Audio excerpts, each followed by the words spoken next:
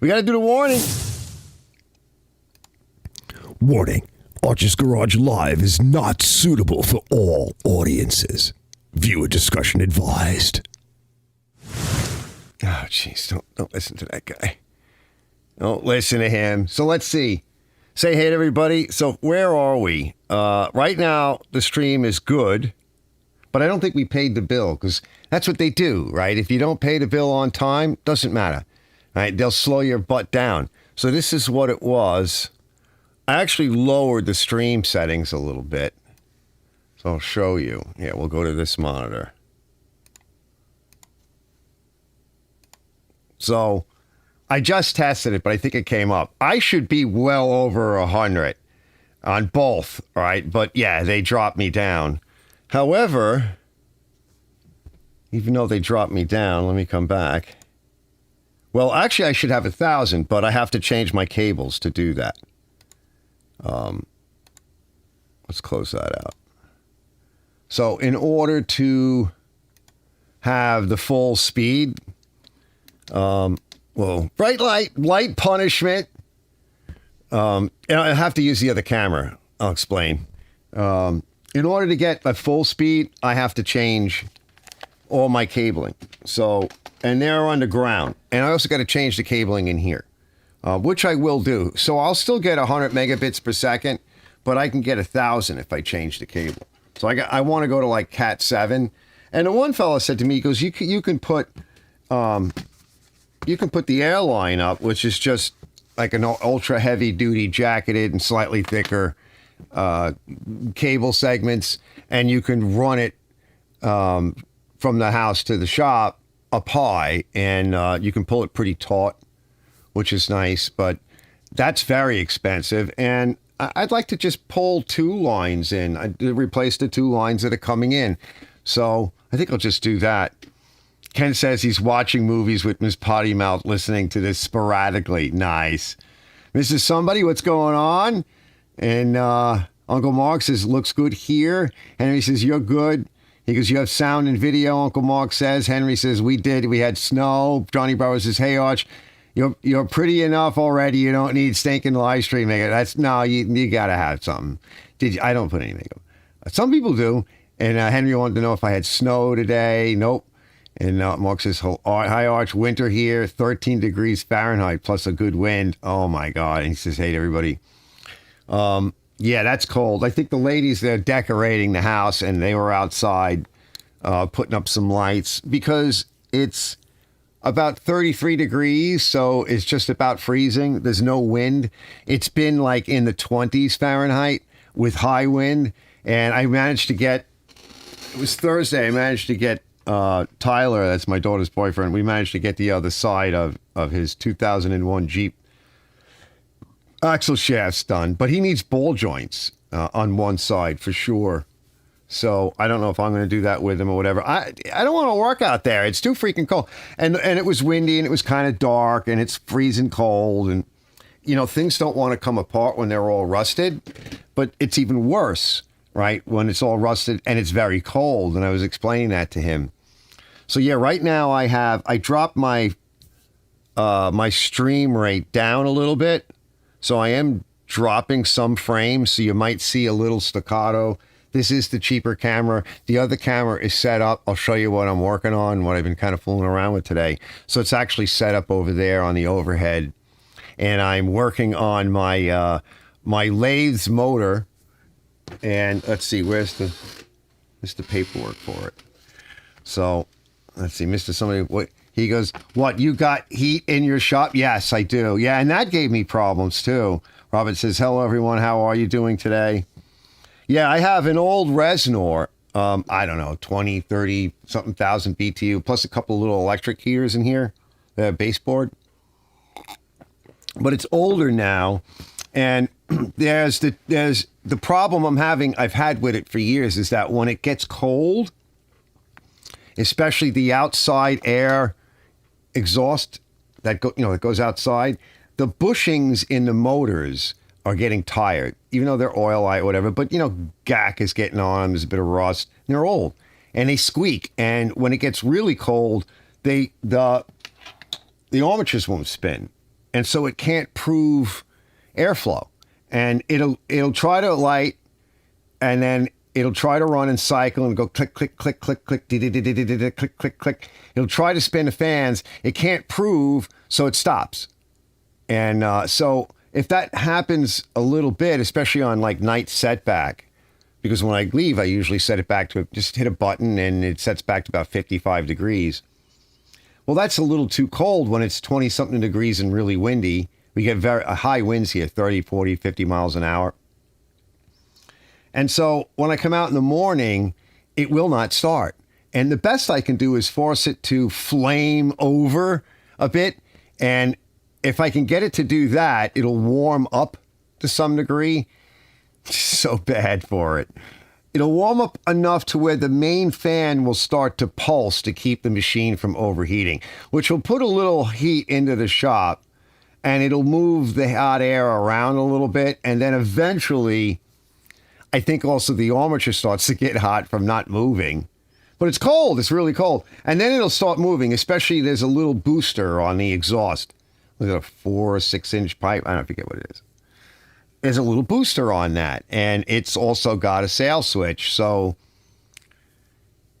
you know, at some point, it will start to turn. And then, of course, once it starts to turn, it gets better. What I really need to do is remove these things, either replace them. This, by the way, has happened to my burner, and I still haven't fixed it in the house, my gas burner.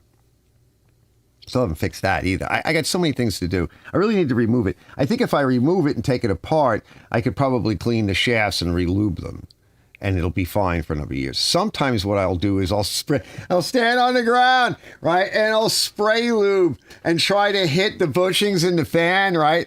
I'm like, oh, I think I'm getting, it makes a mess, it stinks. But I need to climb up there, move some crap out of my way and saturate it. And usually it's pretty good.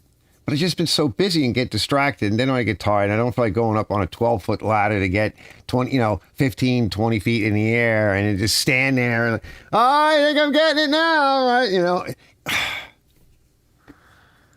right? Yeah.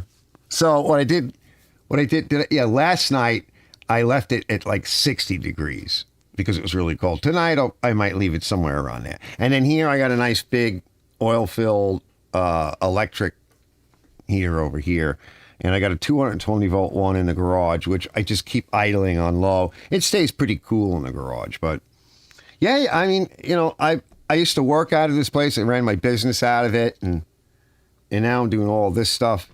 So you gotta have Bert. Yeah, who's Bert? That's what my cats say. Dolby. My cats run around, and depending on what mood they're in, you hear them go, Bert, Bert, Bert, Bert. I'm like, who's Bert? They seem to know who Bert is. Bert. They make little Missy, the female, the furry female. She doesn't meow really. She just makes squeak noises and like bird noises and stuff. And she'll say stuff to me all the time. It's just in these little squeak sounds, And Molly last night was walking around. I guess if the cats are all upstairs and her children are all upstairs and she's down there by herself, she'll get annoyed. And you'll hear, meow, meow, because she used to look for them when they were kittens and call them. She's actually a really good mom. Like if the food bowl is empty and she's hungry or they're hungry, if she thinks they're hungry, she'll come and get one of us, usually me. And she'll make clear that the food bowls need to be filled. They're on automatic. Like we have automatic feeders, but sometimes they're growing, so she'll want more food. And I'll put food in, and she'll sit back and let the kids eat. And you usually leave her some, and then she eats it. They're all so weird. They all have these emotions and weird sayings and personalities. And, let's see.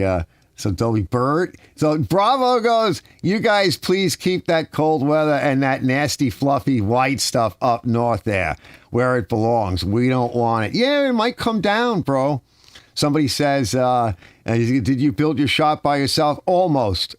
This fell down. It's over 100 years old. And it was twisted. It fell. It got shoved over to the side. And there was a video that I did on a live stream where I showed me and my ex-wife and my friend Arthur, and I removed 3 of the walls. I rebuilt this wall, and to make one solid wall, and then my neighbor allowed me to build flying buttresses up against the footing of his garage, and then I built those, and I held up the ceiling, and the roof, and I removed this wall, that wall, and the other wall. And then I would come in here, and I had cables going all over the place. And I would hose down the entire building, and then I would jack it and pull on the cables to re-rack the building. And at the time, I wasn't living here all the time. I was actually living up in Connecticut and working there. And I would call my ex-wife and go, we'd have a storm down here, and I'd call her at night, and I go, is the building still there? Did it fall down yet? And she'd laugh. She'd look outside. She'd like, no, it's still there. Yeah, we rebuilt it, and I wish I had extended it, but I didn't get to that. We rebuilt it and jacked it straight and put a new floor in and all that stuff. I was going to put a concrete floor, but because I worked in here, I was like, no, I'll insulate it, and I'll put, real floor joists. And eventually I'll redo the garage, and I'll put a new floor in. I'll put a proper apron, and I'll put a section for a potential rebuild. But I don't know if I'll ever get to that because the house needs too much work now. This building's starting to rot again, right? The T111, fella, is starting to fall apart. Oh, T111 is crap. Especially here, because we get so much rain and wind and mold, He goes, yeah, don't forget to hit the like button. Yeah. Hold on. Robert goes, I'm going to get a 6x6 foot long so I can get the Strongway mini tire. What do you want, a bolt? Foot long what? Like a Subway Hero? Change it, bolt it down. Oh yeah, you want to bolt it down? Yeah, you need like what I had. I don't know how many people watched that video, but I did a couple of videos on. It's like the Amazon Harbor Freight tire changer, and it works really well. And then I bought a few extra tools for it, and I did a bunch of videos on it. I did Mike's Simplicity Sunstar, huge tractor tires on it, and I didn't have any issues. I just had to tool up a little bit. You really can't buy those little small ones that are supposed to mount on like your bumper hitch for your truck. I don't buy those. Those are for like when you're off-roading someplace or whatever, and in case of emergency. If you're off-roading someplace on maybe your property somewhere or somebody else's property, and you got a quad or a dirt bike or something like that, and you really need to pop a tire on and off. Like, you can't wait. But they're too small to be any good. They, tractor tires and things like that, you're going to fight with it, especially if it's old and rusty. You're going to fight. You're going to wish you'd never started doing that. Yeah. Q-Bert. Oh, he goes, he's calling me Bert, short Robert. Oh, okay. Because I just like the way the cats say Bert. Bert. Bert. Bert. Bert. Bert. Bert. Bert. And they were sleeping in my room today. I had to throw them out. I always throw them out at some point. And then Binks was attacking my feet. I'm trying to make my bed. He fell off the bed, got stuck in the covers. Then he's underneath the bed. I'm trying to put the covers back. Now he's going for my sock. And they use their nails. And I'm like, I'm mad now. You're out. You're all out. I felt bad because he was the only one up. He was waiting for me to come to bed. And sometimes the female will do that too. But, they just take up all of the room. And then they get mischievous in the middle of the night. And I hear scratching and ruffling through something. Or they drink out of my water glass. That they see that water glass and they're like, wherever I leave it, they'll drink out of it. It's gross. It's gross. I don't want them drinking out of my water glass. Ugh. No, thanks. Let's see. He goes, he probably goes, Darwin chirps when he's trying to be all cute. Yeah, and wants something for sure. Trying to go, sorry for shouting. They put that stupid caps lock next to my shift key. Did they really? Yeah, it is there. I sometimes accidentally hit it. I can never figure out what's going on my keyboard. And Brett says, Roxy makes a sound called, Murr. Yep, yeah. It's a half purr combined with a small meow, and a little bit of a roll. Or she does the rolling meow, starts a coo. Yeah, they coo like a pigeon and goes into a meow. Yeah, they all do that. right? But Missy doesn't do a lot of that. She mostly just makes bird sounds. You know, they watch the birds and everything, and she doesn't meow. I don't think she can. I think there's something wrong with her voice.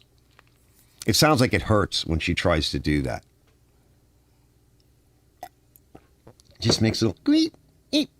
I'm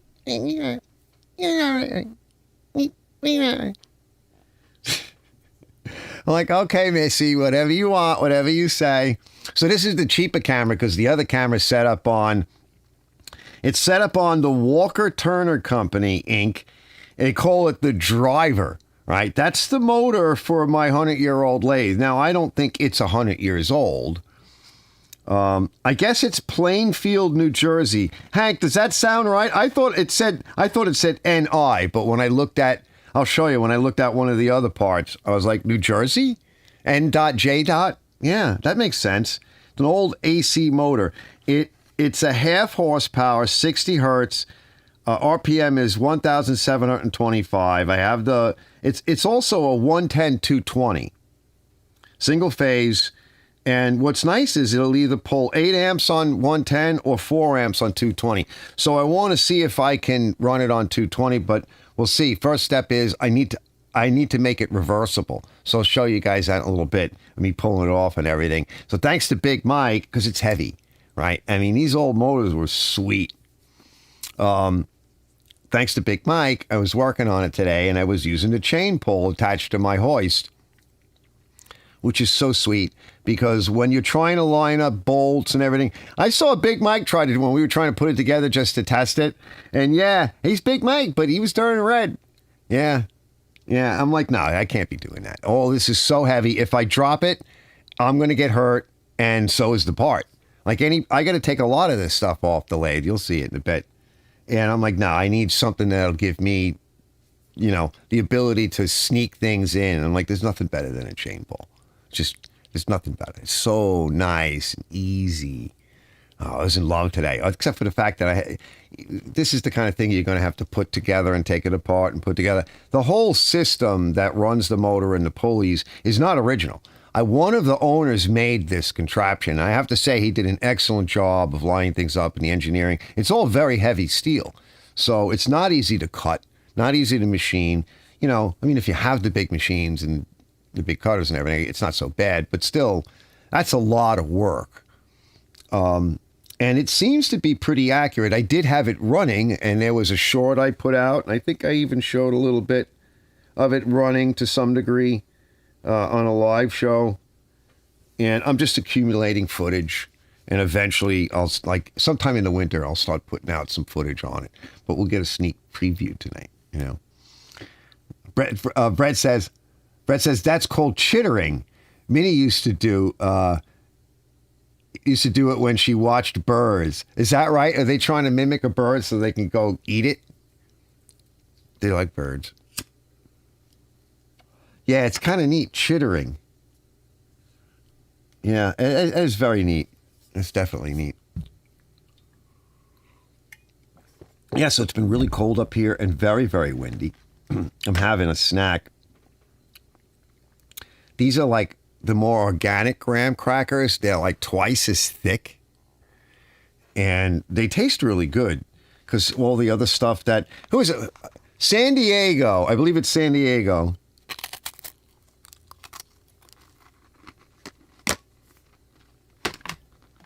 Or is it San Francisco? One of them.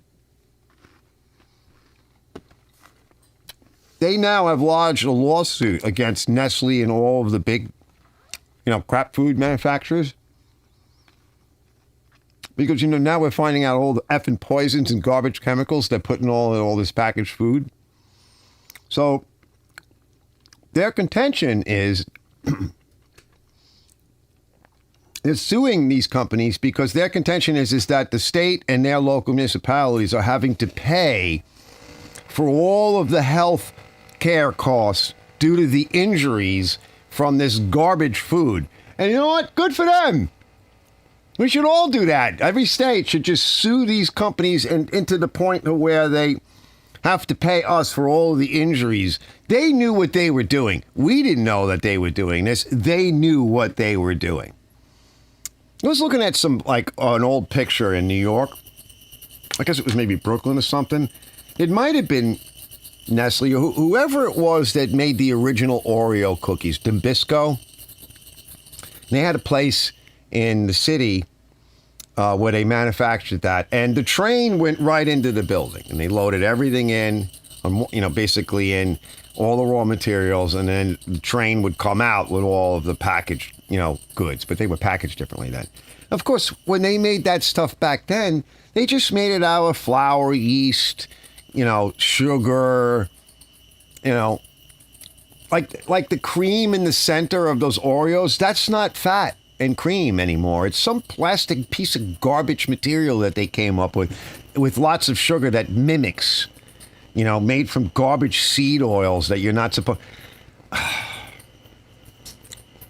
Yeah, so when they started, I guess that was like the turn of the century, last century, like late 1800s, 1900s. When, I don't know if you guys ever had like Entenmann's pound cake or Entenmann's coffee cake. I remember back in the day, we had an Entenmann's over here, and like we also had, like, up the block, we had the clearinghouse for Entenmann's. So anything that was not sold and that was a little bit, like just getting past sell-by date, you could get for half price or special deals. And back when I was younger, I don't think there was anything other than the regular stuff put in Entenmann's. Now it's all garbage, seed oil. I don't even think they're around anymore. I don't think, like Little Debbie and all that.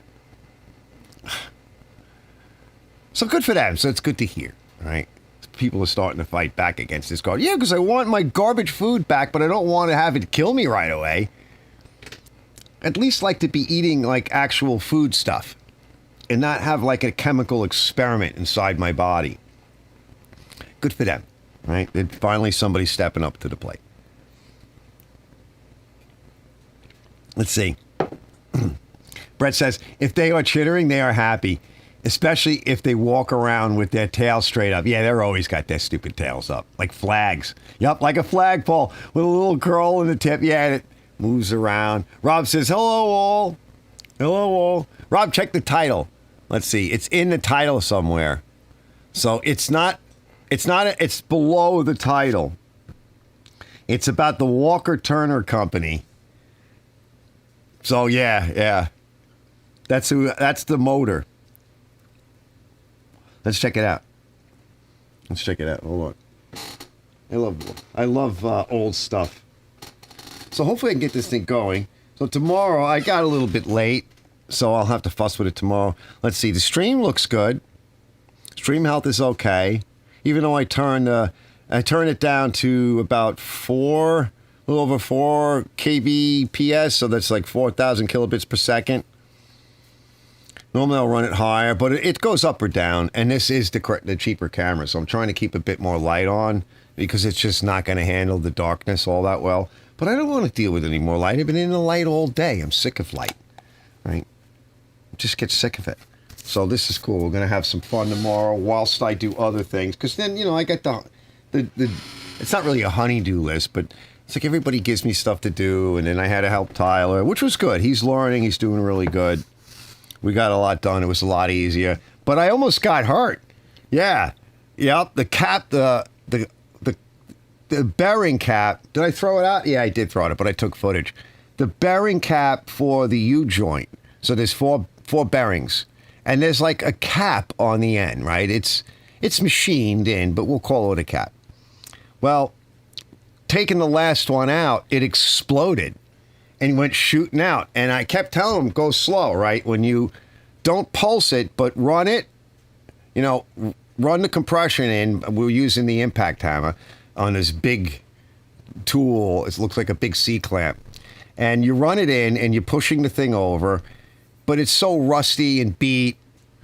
And I said, run it in, but then wait, because there's so much pressure on this that the yoke, you'll see it bend, and then all of a sudden you'll hear a snap, and it'll let go. It'll come back to its normal position, and then the U-joint will move. And even though I heated it and everything, it just failed. It cracked, broke, and failed and went shooting out. And my daughter was standing behind me, too. And I'm like, you have to go slow and wait. Go slow and wait. Let it have its reaction. It doesn't happen right away. You know, the pressure and tension builds up, the pressure builds up, and then it will yield. He doesn't know, you know, so I'm trying to explain this to him, but yeah, I'm like trying to peek in there with my glasses on and everything, and I'm like looking from the corner because I don't want to stand in front of it, and I want to make sure he's not standing in front of everything or nothing else. And I'm trying to teach him about which way to move in case something goes wrong. I have the flame in my hand. I go that way. You go that way. Don't cross the air line with the gas line. Don't step on my gas line. And he's still doing it anyway. I'm like, no, go back over this way, right? Remember, you got to go that way. I go that way. And then I pulled out the fire extinguisher. And I'm like, here's the fire extinguisher. Even though there's another one over there. There's one right here. Here's the fire pail with the water in it, right? He doesn't know. I'm like, when seconds count, right, you don't have minutes. You know, seconds is all you got. And I know he's thinking what could possibly happen. Well, there you go. That was what happened. And I didn't catch it on film, unfortunately. I wasn't really shooting because we already did the other side. And, you know, it's getting late. Like, we'll start at around, I don't know, 11. And he's not out of here till like 10 or 11 at night. You take some breaks. You take a break for dinner and whatever else. But the rust fights you and the cold fights you. And it's a big job, you know. All right, let me show you this thing. We look into the snapper. Yeah, we'll look at it later.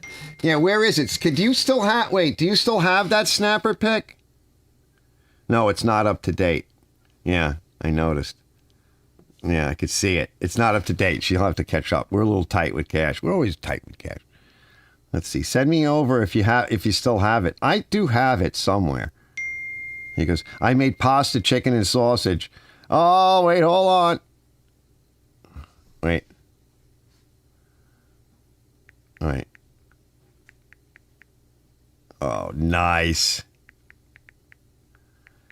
After my live. Okay, live's over. I got to go eat pasta and chicken. Yeah, nice. After my live. Yeah, let me see if I can find it still. Let's go to the other monitor real quick. I'll show you what I was up to. Desktop audio is on. It should play. This is what I was fooling around with. I'm going to scroot through it because it's not edited. So it's just whatever footage. Move it up a little. I've been grabbing. All right, I'm also fooling around with the belt. It's a little out of adjustment, so through it, and I'm kind of learning how to tweak the pulleys, and because they're somewhat conical, they're beveled, and you can get them to ride on the top, but it's going to take a little more effort. But this thing's pretty true. See, it just fell off again, so I got to go fool around with that some more. I got to get that belt running just right, but she moves nice and straight. I'll bring it back in a bit. So that bolt, that screw is a hanger, and I want to weld a piece on the end of it. And I want to do it with the TIG. I could do it with the MIG welder, no problem. But for darn sakes, I want to do it with the TIG welder. And I could buy another one of those things. They're not expensive. But no, I want to play with my stuff and fool around and learn some shit. So that's why I'm spending. And plus, I'm like, you know what? I really do need to work on this thing again. So let me, you know, maybe I can kill like 3 birds, 1 stone. All right, so I got a setup here. I cleaned off one edge. Because there's always crap on these things, but it's flat, it's pretty straight. And I do see some light here. Now I've got it all loosened up, but it's a little off here. I'm not sure what's going on. This may not be completely square. It's definitely off down there, but that's because I'm loosening it. And I noticed we need to get some washers on this, because when you go to tighten it, it moves the calibration that you're trying to calibrate. And so once we get it square, then I'm going to adjust for tightness. So I'm just using the belt to help hold everything. Interesting contraption. Theoretically, somewhere on here that should be parallel. Like we should have the axes in line. So I'm just trying to see if I can find a spot to do that. All right, let me just pass through. So just real quick, I'll show you. This is what... Is it on here? Hold on, let me see.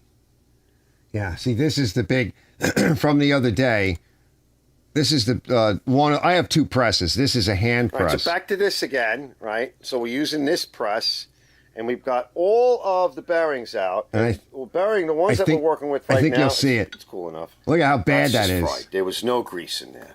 It was absolutely fried. So it's a joining bearing. Right. It's over here. All right, you're going to see it. It's cool now. Is over here. Here. Yeah, there it is. And it's stuck in there. And what happened is that, you see it stuck? We're going to try driving it out the other way. We got it out. It's missing something. Well, I got see if it. you guys can think about what it's missing. Hold on, did I put it over here?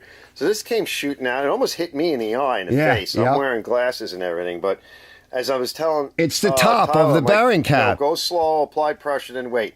And what you would hear is a click or a clack, a bang. I think that is in another video. And then what you see is that this would move forward, this would bend a little bit, and then come back. And that's the yoke. Well, this joint is failing, and it's failing so bad that it got stuck. And we got it out almost all the way, but that was to get this side out. And then you have to drive it back in because you can't get the joint itself, the U-joint itself out. Right, so you have to drive it back the other way. Yeah, blah, blah, blah. And I said to him, I think last time... Yeah, so anyway, that failed. And yeah, we got it all back together. I think I finished driving it out like somewhere around here, right? I got it all apart. You see how broken it is? Yeah, so just before, I want to talk. So now it's all dirty, see it? So we were able to drive it out. I chose a different punch. See how broken and cracked? And I don't think we damaged anything. There might be a little burn on one side, but he's going to run. We got that it all cleaned up.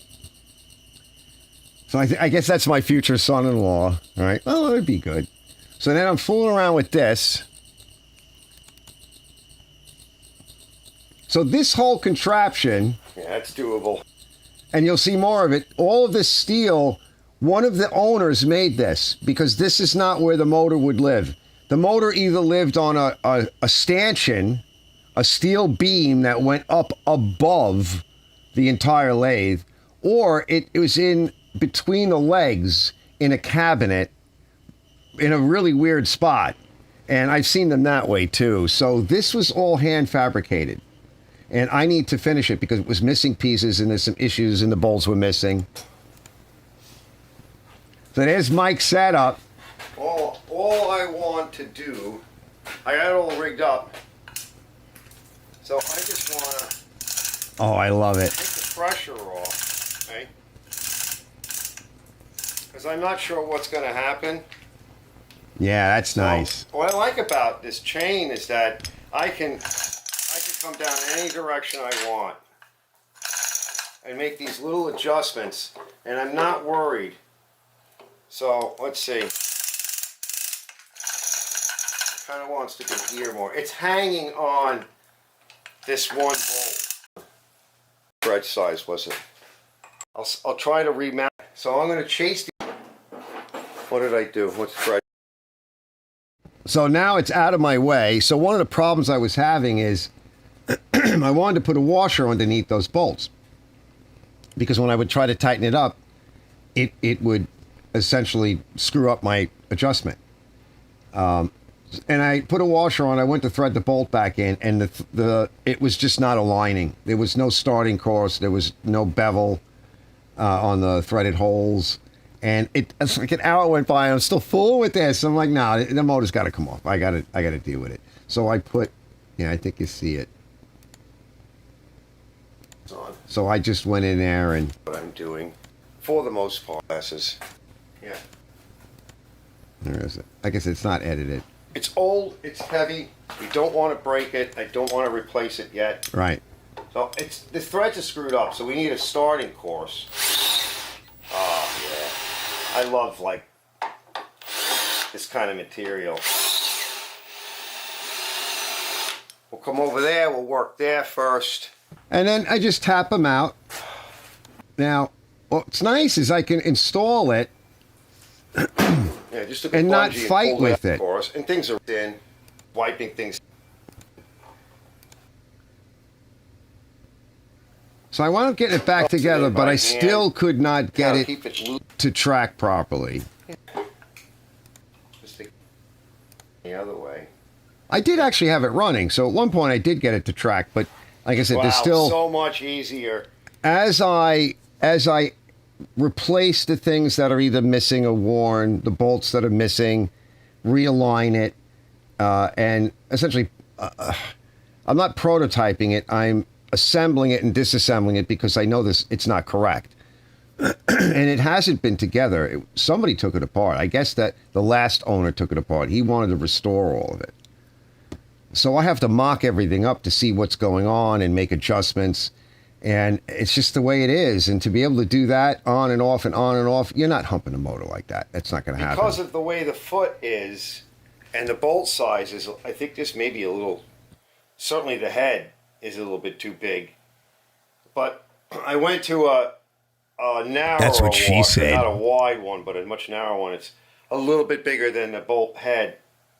And then you have to insert it by holding this thing up, lifting it up and pulling it away, giving yourself Brett, enough slack. So anyway, yeah, so that's It's for the good. video. In fact, honestly, assistance, That's something not for holding tonight. it up. All right, I cannot get it adjusted, and one of the Look at things this I'm fighting contraption. with is now that I'm Look squaring at the this. motor, right, this is the only adjustment, and look, Yeah. all right, Yeah. No. so we have to correct that. So let me unplug it, take That's- the motor that's back why off. mock-up. I'm going to take this off. It needs to be rewired. So I really can't do anything with this. Let's just take it off, and I guess I'm just going to rewire it because that is just crap, that old wire. Yeah. Into this old switch. We'll rewire it into that switch for now. I really didn't want to do that. Let's just take it off and see what we got. Yeah. You have no choice. Unfortunately, the sun is coming around, and I don't have a proper cover. One shade's sorry. broken. But oops, what sorry. I do No, want to... sorry. So I think basic machinist level I came up with is going to allow So- me to really level this machine out. So the machine Now, is what I level. want to show you. So after I get this motor off, what I'm going to tell is this pulley. In fact, let me get my marker. Yeah. Let's get the marker. And if I move you, and I can't, all right, we're chain fall. I have to come this way. But let me see if I can set it up. This is about the center. Eyeball it with, and There we go. I have to just kind of hold it there, just as a reference. Yeah. Yeah. So So- now you can see. Here's where we are. We're too far. And we're close. We're close. So about 5. This is about 3/4, and that's 1 inch. So it's 1 inch and 3/4. So if we can dial that in, we're close. We're close, and it's not completely parallel. So the nice thing is we should be able to move this over. So we'll clean this up more, we'll polish up that shaft and make it so that we can remove this thing, then we'll really polish the shaft. You guys polish your shaft lately? Yeah. Have All you? right, now I can take the motor off, and we're going to see if we can I've been wanting to put a reversing switch on. Yeah. So at this point, now, where I am right now, pull the motor off, get Yeah. this wiring out. Yeah. I love it. And I Thanks, drop Mike. It, you know, I just had to take the chair back in the house. now. My daughter calls me, can we have that stool back? It is what it is. I got enough room. I'm like, yeah, all right. Can you come get it? Because So I brought it. They gave me guff. So I brought it in. They're like, we don't need it. now I can take. See, I'm worried. Like, I don't want to drop it. If I drop it, I'll hurt myself and I'll damage, old vintage stuff. So this is perfect because I can work it without, hurting myself or stressing myself out or straining. Yeah, here we go. Look how pretty. Yeah. That's your stool, Rob. I think it's your dad's stool. Yeah, I have the rubber mat for it. I got to glue it back on. There. That's my little light. It looks good. I'll just vacuum it. There's our resistor. It's soldered. Let me turn off that light. Looking good. Yeah, it works. Works fine. So let me come to here. And let's see. It's this. think it's this one. Yeah. And look how bad this wiring is. Tonight. So evaporust. As soon as I took this off and I kind of pulled this out, the cap just pulled right off, right? It's all nasty. Can we prop this up on something? So it has 4 wires. As long as it doesn't feel bad, though. I mean, I haven't insulted it. Is that up all the way? Yeah. So we got... Oh, look how bad that is. It just fell It apart. wasn't even twisted on anymore. White and a black. So there's 4 wires. There is... Because it's like this got it's tape. got 2 So 120 volt coils, so I can run it in 120 or 240 or 220, whatever you call it. And I'll show you in a bit, but put that. this will there. be reversed too. It'll be Yeah, this got I'll tape. flip it That's a upside down at some bar. point. You know, when I make a video on We'll it. find out. I really want to get it together. We'll leave these together. That's nasty. There's a green in here. But the wires coming from the motor that's are the ground fine. Coming from the power. Yeah. Yeah, she's coming. There's up the quick, legend plate. fellas. It's sitting in evaporust. It's almost done. Out. I'll take that in the other room So that were made. look, see the thing? The switch works. Mexico. Oh yeah, look, here's the at the top of it. However, Yeah. on and a double pole. We Can I show you the top? that were made. I bigger do, switch. Since That's I'm what just they scooming used. through it. You can use a coil. They try to sneak some looping and where I was going to be going. So all of those You could wires do- are good. It looks like U.S. pack, which is good because you don't want it to rattle. Yellow. And like I said, I'll write it all down. All right, I think that's it. I'm coming back. So just a quick look. All this has to be gone through at some point in the future. When I guess January, February is when I'll start making videos and I'll release them.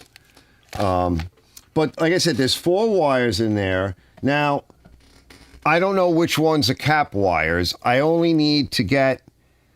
Well, there's a couple of ways I can do this. So I don't know yet. I have to write it out, and I have to. The legend is still sitting here.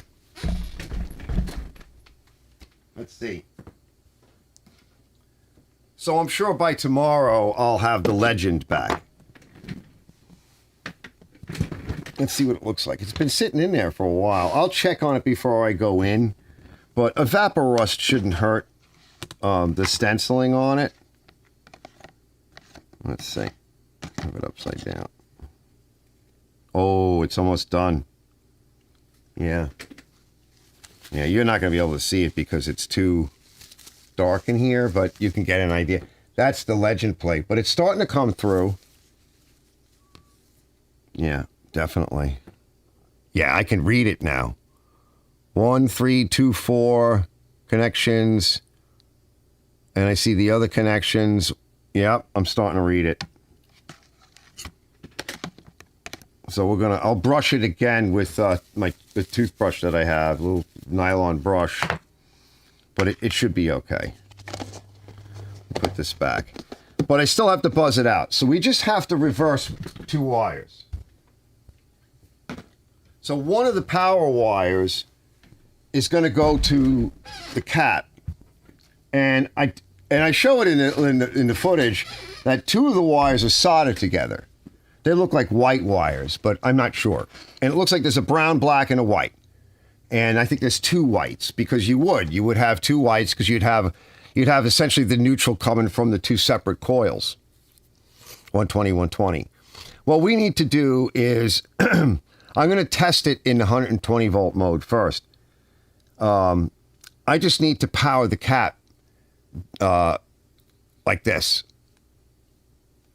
and reverse that power. And I need to check exactly what kind of motor it is. I don't know if it has one of those flipper thing switches on it because it's not a run cap, so it probably does. It probably has that sail switch or that centrifugal switch in there to unload the cap. But we shouldn't have any problem because of the wires that are in there. I don't think we'll have any problem. If I have to put a wire through I don't think that'll be an issue either. My thinking is I'm not going to do any like wiring within the motor cavities or bays or electrical boxes itself. So I'm not going to bring any wiring into that and try to do it there. What I'm going to do is I'm going to extend all of the wires that's in the motor coming out in that little electrical box and also coming from the cat. And I'm going to bring them through a pigtail up and over on a pigtail into like a 1900 box or maybe an extended handy box. And I'll do all of the wiring in that.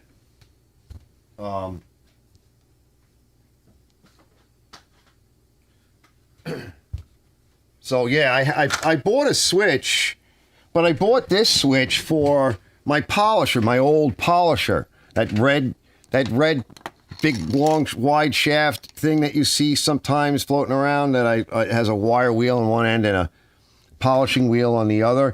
That's a 2-speed, and at the time I didn't have this switch, one of these switches. So I think it's running on the fast speed. So I want to be able to run, a dual speed. So I'm going to have to buy another switch. So what you have is you have 3 throws and you have 2 poles. So center off and then one direction off the other direction. So I'm going to go fishing for whatever else I need tomorrow. That's all in the basement. And you can also use 2 contactors. One, I'd have to make a box for them, or buy one, and you set up a reversing contactor, which we could do later, right? We could do that later. That way you can run 120. You get 2 120-volt coils on your contactors, and you can play games and have everything nice. I mean, it says, what did it say? 8 amps on 120 and 4 amps on 220. So this is rated for 125 volt, DC 12 volt. It says DC 12 volt, 16 amps. So I don't know what the conversion is for 120. I honestly don't know that. I'd have to figure that out. I don't think it's a direct correlation because amperage is amperage. So it's rated at 16 amps at 12 volts. So I'm sure it's somewhere around that at 125. I still don't trust it. It's a newer style, C-choice, tiny switch. It's not like the Carlings and everything. And some of those, I still have some around, but I don't think I have one of these. Otherwise, I wouldn't have bought it. Some of the Carlings I have were made in the United States. Some were made in Mexico. They were still nice switches. This has got like the plastic tip, which I'm not a fan of because I could knock into that and break it. I can always improve it. You can also use a rotary, which is what most lathes have. They have, a center off and forward and reverse. So we could always come back and put a rotary in it, put a light as well. So I might want a 1900 box. Let's just prove it out. Let's get it working, put it together. And if I can convert it to 220, that would be great. Hey, Big Mike! Out of the woods, what's up, fellas? Yeah, you get to see Mike. So this is Mike. Watch. Mike, I'm going to show him. Let's see. You think you're cold?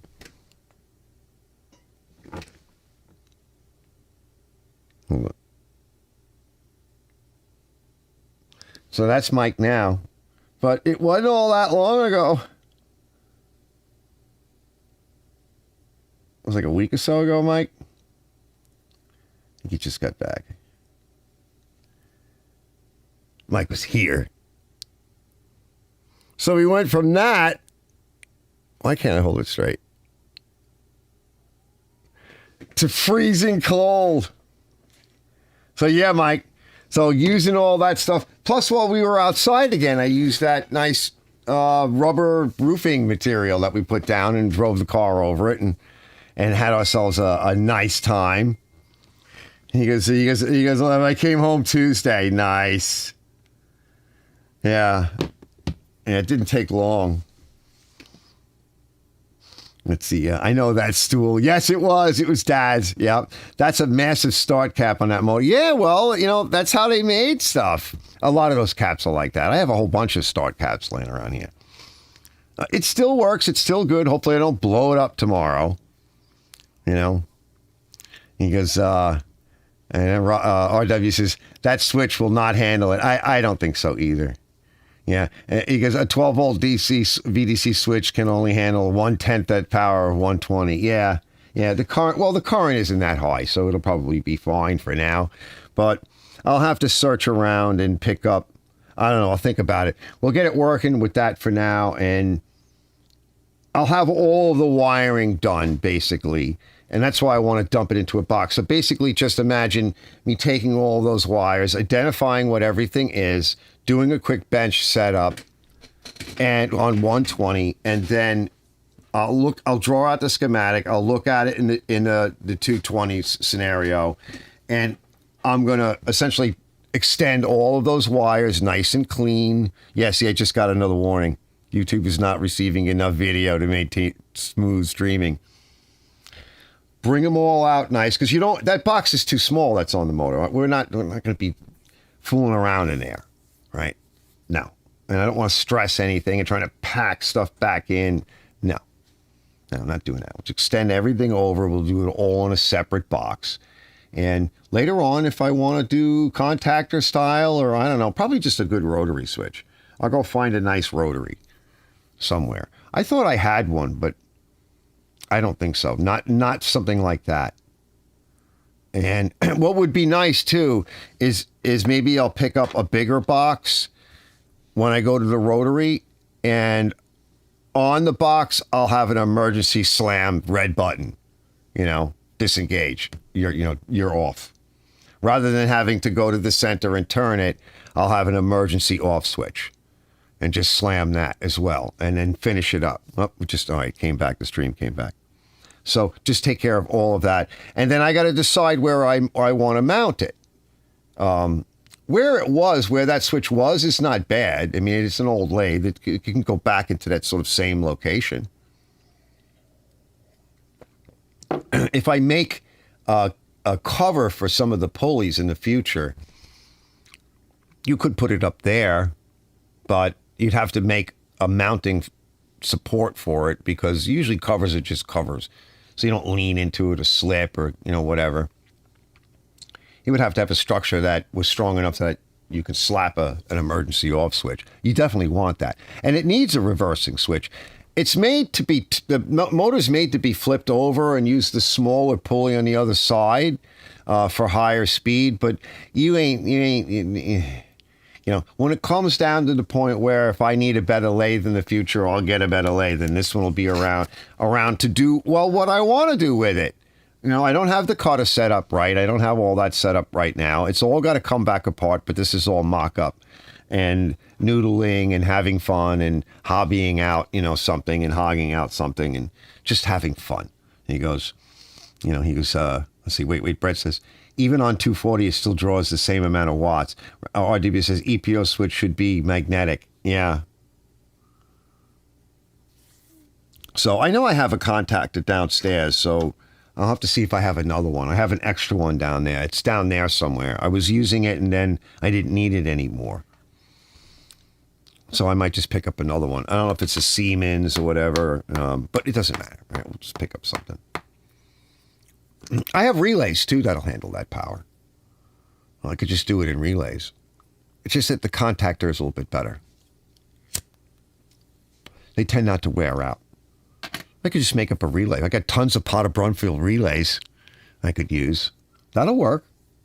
That's what runs I have a motor similar size that still running on my circulator pump, running my circulation in the house.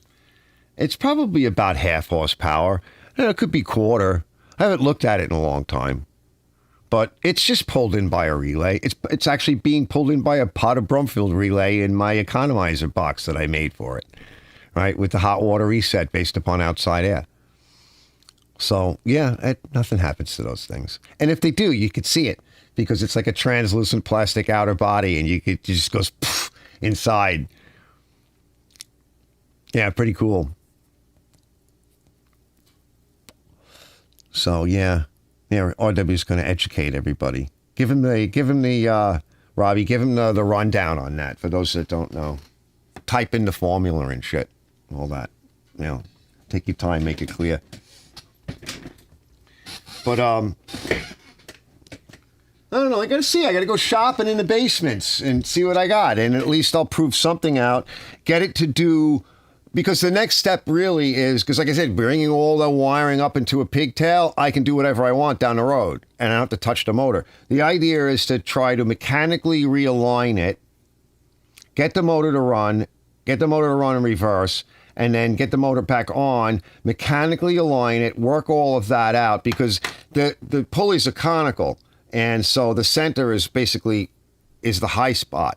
And if you can line the centers up pretty close, and they're pretty close, but I can get them closer. And as I put all the bolts in, straighten everything, and make that mechanism work, because it works on, there's a lever that you throw, and it's one of those off-centered levers, right? So as you pull it back or forward, it loosens the whole trapeze and tightens the whole thing. And the motor is hanging on the bottom half of that. So when you want to change speeds up top, it's easy. It doesn't really affect the motor belt. Just the top of the trapeze moves. But the bottom has that little adjuster bolt. And we only had 2 bolts holding that motor on. And I did get it to run and get it to line up at one point, but it can't hold its adjustment. And as I was putting bolts in and fooling around with stuff and making it straighter and better and, mocking it up, I threw it out of alignment. And now I have to finish the job. And then when that's all done, it all comes apart. And as I take it apart, all the hardware that I put in there, I'm going to film it, mostly for myself, so that I know where everything goes, then everything comes apart, because most of it's apart right now. So I'll get it together, I'll do what I want to do with it, we'll buzz all that out, I'll make that stupid thing, or try to make that stupid thing that I want to make for the green zero turn. And then when that's done, I got to go to Mike's tractor. So it's going to stay together for a little while until I have more time to take it all apart again. I'm just trying to sneak in a little bit of time into it because I haven't touched it in several months. And I missed working on it. Some of you fellas can ask me, have you done anything with it yet? No, I haven't done anything with it yet. So now I can say I did a little something. It's fun. I'm really enjoying myself, And the guy that made this thing, kudos to him. I think he did a really good job. It's my job to finish it, and restore it, make it going again, that whole trapeze mechanism, and to make it correct and reliable so that when I want to change the speeds on the lathe, I can just throw that handle. All that was stuck. It was crooked. It was rusted. It was dirty. This thing had 100 years of filth, 50, 60, 70, 80 years of filth on it. Who knows? It's just like light rust, though. It's not like any deep rust anywhere. And it's not some rusty piece of crap. It's a piece of crap. It's probably not rusty, In the case, 960 watts. So, but it's the current on the contacts that we care. We don't care about the voltage. What you care really about is the whether or not the contacts can handle passing that current. And so whether I'm at 120 or 220 or 110, 220, 240, we're around 220 here, generally. All right. They're allowed to brown us out about 10%, according to the power company. So we are around that area. So I have a 220 over here, which I might make a 110. This is actually on the outside, so to speak, of the building, because the garage wall ends about here. So wherever that's coming in, I'm probably going to, I don't really use this outlet anymore because I changed everything, in here. So I might just kind of make it like a quickie 110, find out where it's coming from and just steal that and drop a box down, because on that other side of this wall is probably where I'm going to put it. It was where it's going to live, in the garage. Eventually it might come in here, but that's a ways off. I got way too much to do for that. Way too much. Like I was telling my friend Brian, the retired lawyer, Because he knows the deal. I'm like, to rearrange the shop and to clean it, like I said, I cleaned and I mopped and everything, but to really rearrange it properly and move stuff around, you keep making passes. And you do your first pass and you try to get rid of whatever you can. Garbage, shit you don't want. Come back around again, you do some more rearranging. But you can't move everything because what you want to take from here and put over there can't go over there yet because what's over there needs to go somewhere else. And where that somewhere else is, there's too much stuff over there. So now you have to kind of come up with some kind of crazy harebrained strategy. Like I cleaned off all of these shelves and I moved some of my bolt and fitting inventory over. But where I had to move it to, there was stuff there, right? So that had to go somewhere else. Then I moved my battery depot over into that area. And now I've got most of this cleaned up. But I had to put some shelves up over here. So now they have some stuff. It's just crazy, like when you go to do stuff like that. Rob might remember, I think he might remember that. I used to have like 2 big tables that were almost on an L. And so I only have the one now.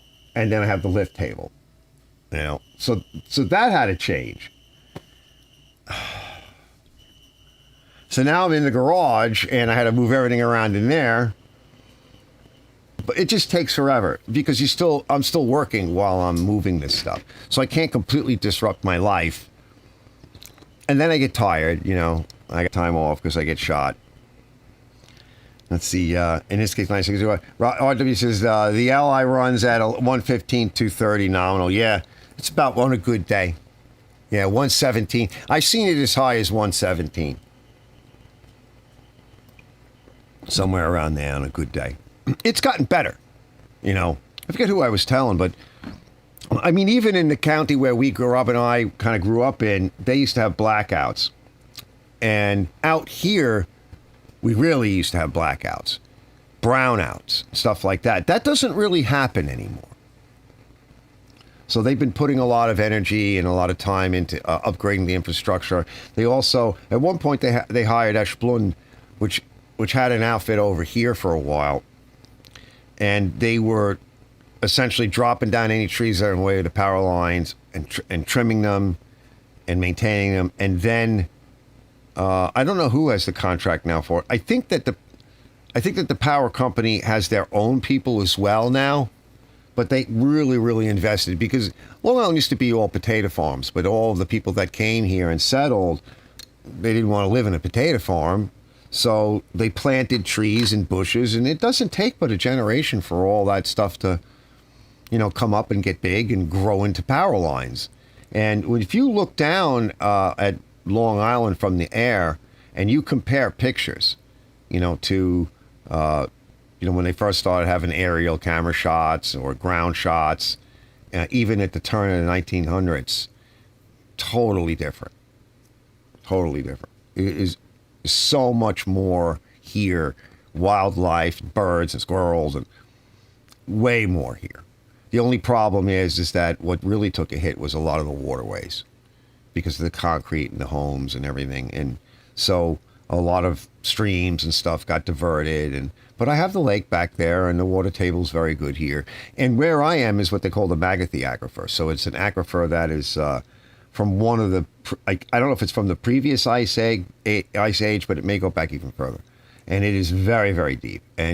But not everybody gets their water from this aquifer. So it's very local, like where people get their, like my sister's water, when we grew up, Rob, her water's horrible.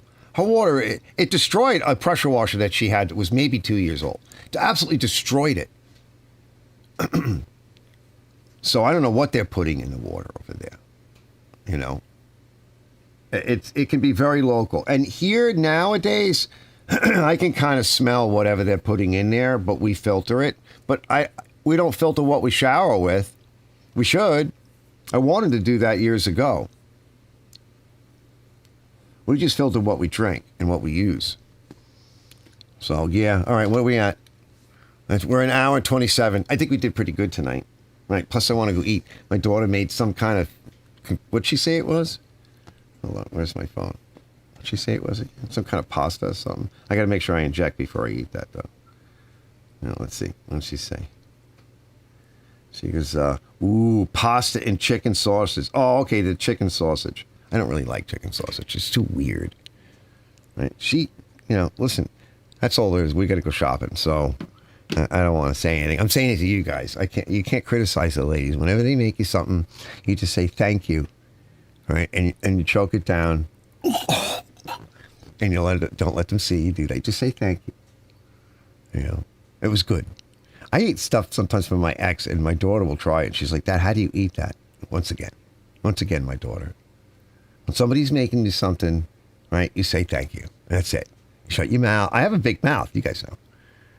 And I've learned, okay, don't say anything other than please and thank you. Please and thank you, because they're the magic words. I'll see you guys.